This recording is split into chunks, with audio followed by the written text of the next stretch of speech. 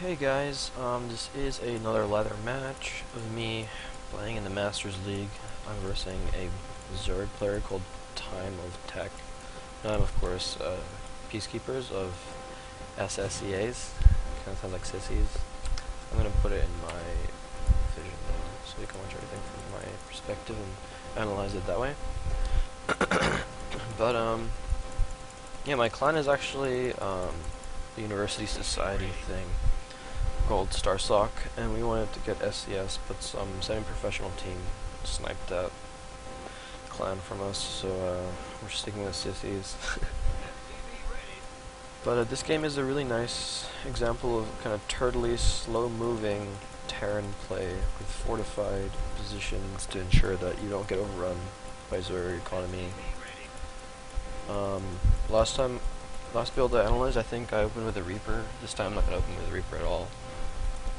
It's going to be just early tanks, a wall, and some Marines. And yeah, we'll see what happens.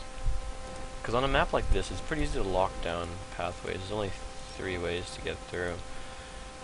And so, you know, having a unit's position to cover multiple angles is pretty nice. This position, especially with the planetary here. Oh yeah, and I was like excited because I got my new supply depot skin. I think it looks pretty badass. Like, look at that.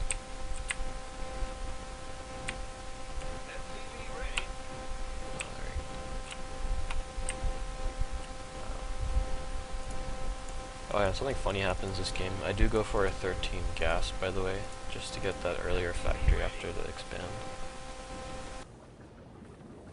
He makes a funny mistake here when he tries to come spot my supply depot to see the skin. His overlord actually dies. So that's a little spoiler there. It's gonna happen in like a few seconds. It's pretty funny. I felt like he could have saved it though, if he zigzagged better. And here comes one Marine's about to pop out. Yeah. He's admiring it though. Hope it's worth it. He's like, that's not even a depot. It looks so different. Kind of funny. My orbital is down, so I'm gonna start mealing that up and put my SCV on the low ground over here to start and build that command center, which will be defended by earlier tanks. Should be pretty nice. I do get that 100 EXP experience points. Pretty good for me. He's supply blocked. He's having to waste a bunch of extra minerals on an extra overlord. You know, it's like me losing supply depot building it like here. Here comes the natural expansion. I'm gonna start getting to be built. I'm piling up quite a lot of gas, but this just allows me to get a factory and reactor at the same time. I do probably want to add a bunker though, just in case any sort of earlier pools have been started by the Zergs. So the reactor and factory do come down. I don't want to secure my second gas for a while. I want to just macro up my SCV count, get this going, build some supply depots for a wall. So I want a lot of like mineral focused stuff, and because I had this refinery for so long, I do have some banked, so getting out a quick tank should be no problem in terms of the gas consumption. And let's go to word count. I'm actually 2 behind right now because building stuff. It's not bad for a Terran at this point, especially with a lot of my stuff mining minerals. I think with meals slightly ahead, might be a bit ahead of me. He actually has no gas income right now. So he's macroing pretty hard, and even when he macros hard, you know, my third command center doesn't get taken that much later or anything. And with this bunker and these chokes created by my buildings, I should be able to defend most of the stuff that's going to come my way. And the first tank is out on the way. Marines are being produced double the speed as before. I'm using sick kick-ass supply depots just sitting there well. He loses another 2 Zerglings. I'm actually a flawless game right now. He's lost 3 units, 2 Zerglings, and a Overlord. I think he cancelled maybe extractor tricked or something. Oh, he's really ahead in workers now. The siege tank has sieged up though. Any banelings that come this way or roaches should be under heavy fire right there. This bunker, full bunker, these 4 Marines. should be pretty safe from any sort of attack. And I'm going to add the double E-bays just to get my upgrades pretty fast and really do some killing blows when I get 2-2. I might make my presence kind of known with 1-1, depending on how many tanks I have and stuff. Because with the high tank count, which has been started from this early in the game, there's quite a lot you can get done if your opponent isn't going meta heavy. And I should try to start these upgrades as soon as possible, but I've kind of neglected my gas for a bit too long, so my gas isn't going to allow me to get an upgrade from each of these. But I am securing my second, third, fourth gases all at the same time. So I should be getting that gas income to boost up pretty fast. I wonder what I'm going to get first. I'm going to get a siege tank, or... I should really be adding a third command center sometime now. It's just so crucial to try and keep up with the Zerg economy, especially with the Gamutas. They're going to start trying to pick off workers on your side and stuff, and you really want to have a solid worker count. Turrets up, you know. With those upgrades, upgraded Marines just shred Mutas to bits. So, here comes my third command center at the 8:45 mark. Pretty good. If I from now take the earliest third, I could probably get it down at around 10:30 or 11 minutes. But we'll see what happens. I am really in fortification mode. As you can see, tanks are spread out nicely, Marines kind of peppered along this wall with a full bunker. SCVs being produced, 2 more barracks being added, 1-1 ups are coming out steadily, and I am slowly starting to kind of suspect mutas. People are really loving their mutas right now, overcommitting to them, like making like 30 or so, trying to take on some like marine balls that are defending, as well as the turrets. Because turrets are ultimately just like a delaying thing against mutas. They delay until your marines can get there to back your turrets up. Maybe some auto repairs from the SCVs. And yeah, this part of the game gets a bit slow. I do want to make sure I'm very safe with my expansion and what I do with it. I do get double tech labs, so I can get combat shields and stim at the same time. That's the only weak part of this build.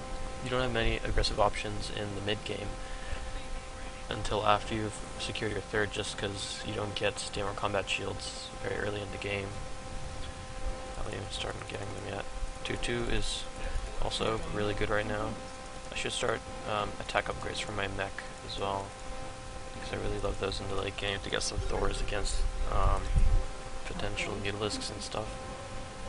He's getting a Bailing Nest, +1 attacks, flyer attacks, and +2/+2 carapace and melee attack. +2/+2 should start for me pretty soon, as well as mech upgrades should start sometime soon. It is a 30-second difference in length, so yeah, as you can notice, tanks are in really defensive positions, and I'm getting a lot of turrets just in case my opponent does overcommit to mutas. I'd rather be, safe than sorry, to be honest. And here come the mutas. They do reveal themselves to me, so I'm just kind of like, cool. I'm pretty prepared for this. They have 0-0 upgrades. I have some marines ready here to protect that tank. At this point, he's losing quite a lot of resources. I have 2 turrets in my main. I'm not afraid to over-turret certain locations to make sure they're totally safe. I do want to try and secure my third now, though, because with this amount of marines, I can kind of bully around the mutalisks, and as long as I have a nice sim city here with some siege tanks, Ling Bailing isn't going to get into my mineral line with the third. But I do need to be careful to not spread myself too thin, because I need to put some more turrets down here to protect my infrastructure against that growing flock of mutas. Here it is again. +2 flyer attacks is on the way as well. I don't know why he's not researching carapace, to be honest, because carapace is pretty damn good to make the marines a bit more beefy. The mutas are just kind of skirting around the outskirts of my base to see if they can pick anything off. And I'm a bit nervous now, because those mutas are going to contain me pretty hard. But 2-2, +1 mech, as well as stim and combat shields are nearly done. Combat shields is actually done, stim is but just finished as well. I'm starting my sim city here. Definitely want to add a bunker with missile turrets to really punish any mutalisks that try to get in there. as well as a deeper wall across here, so the tanks are totally protected, while the units have to go around, and some marines peppered around here to stim in and protect the turrets, as well as SCVs if units come in like this. Here we go, he loses some more stuff.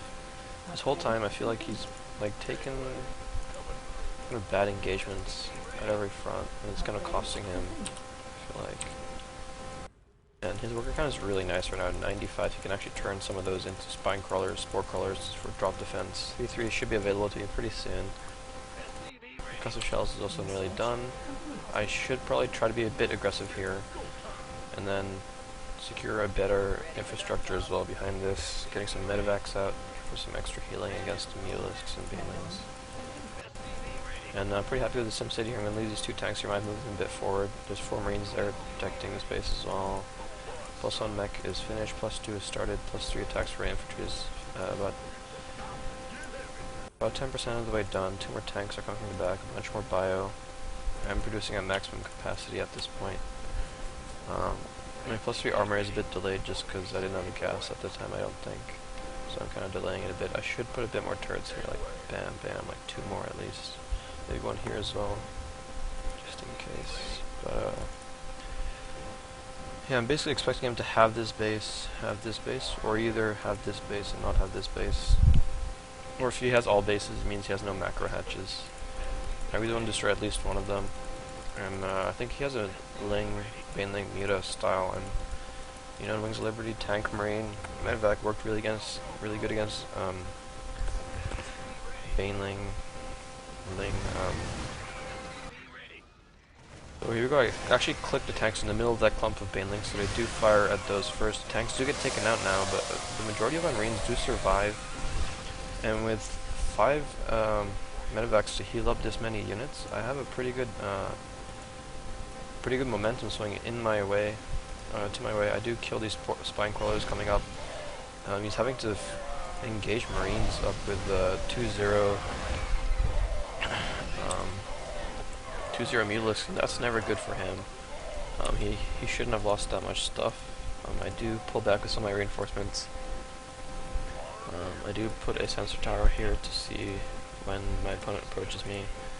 I have some more turrets in my main just because that amount of mutas is quite hard to handle. He has +3 zerg flyer attacks as well as +1 melee attack. My 3-3 +2 mech is nearly finished. I should probably be starting to pump out some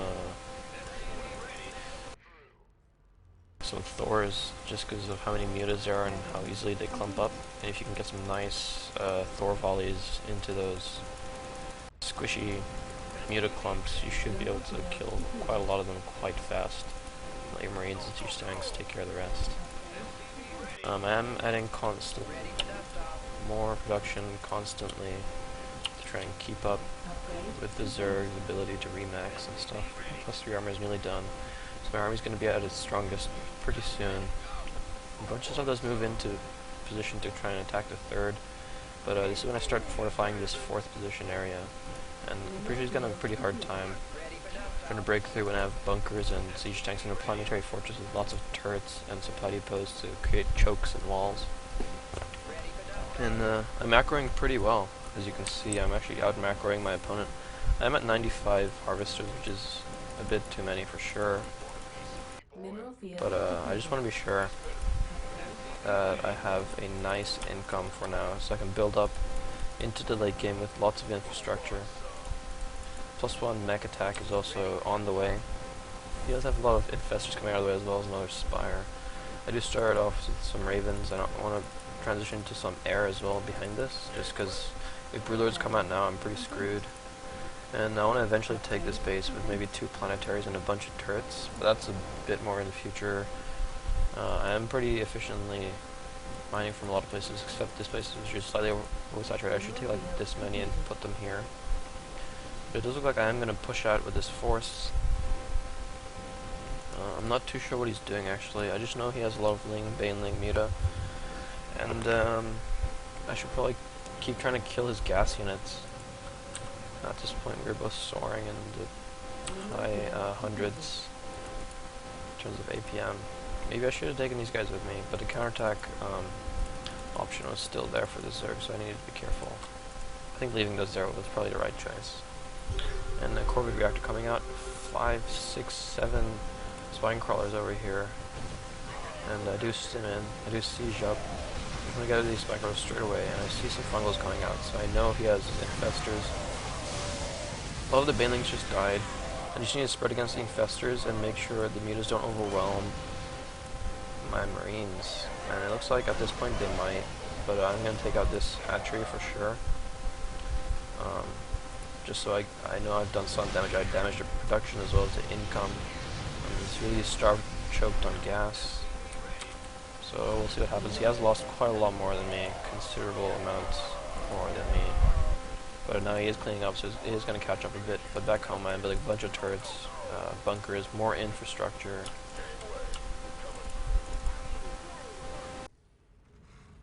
Yeah, and I'm feeling pretty good at this point. I'm going to add a bunch more command centers, start stacking some of my workers, because I'm at 97, which is way too many at this point. But when I'm playing this kind of like defensive, go in and kind of sack your army for one base kind of style, having this many workers is quite good. As long as he's not like slow pushing you with, what do you call them? Brood lords at this point.